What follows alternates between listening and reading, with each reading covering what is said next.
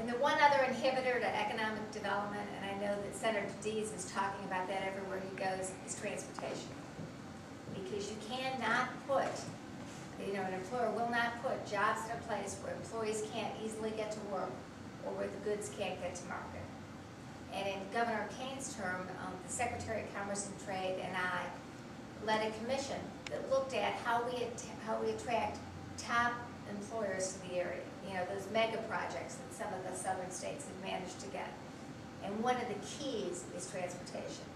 If you don't have good roadways and railways in and out, people are not going to put a manufacturing facility in a location because it's too expensive to get your raw materials in and your finished product out.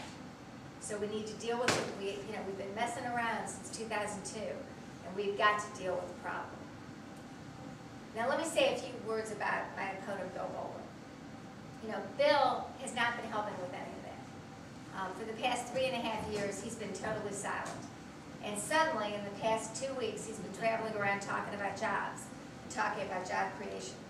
Well, I guess I'd ask, where's he been for the past 3.5 years? But I can tell you what he has been doing.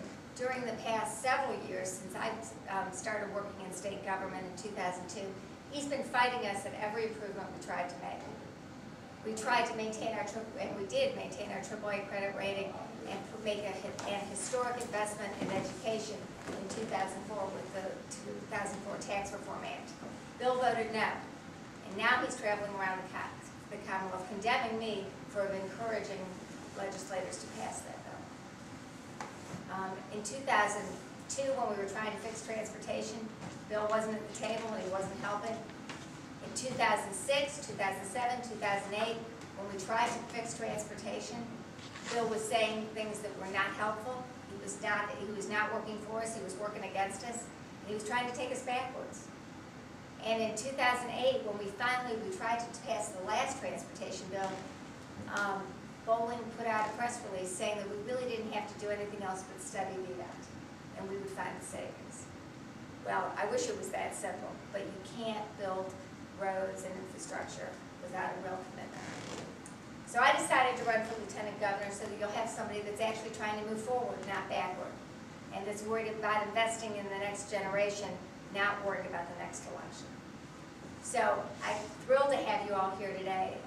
Senator Dees and Steve Shannon and I are all traveling around the Commonwealth trying to reach every single place and get to talk to people and talk about the issues that we're facing.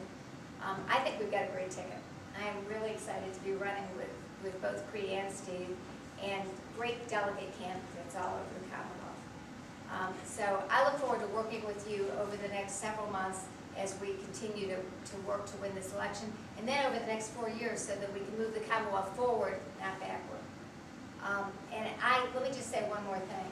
This is not going to be an easy election. It is going to be a tough election because the Republicans are very hungry for a victory. And we've got to make sure that we don't get tired.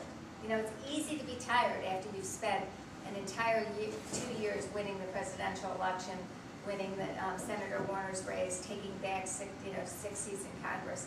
And it's easy to get complacent and believe that we're a blue state. If only it were that easy that we could just buy the right color shirt and be done with it.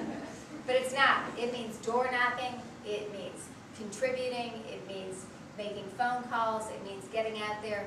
And frankly, we got to get going. This is July 18th.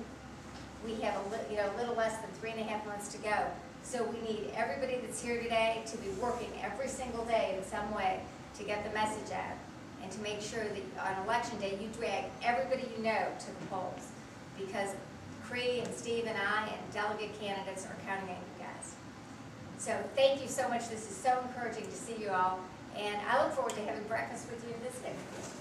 Thanks. Thank you.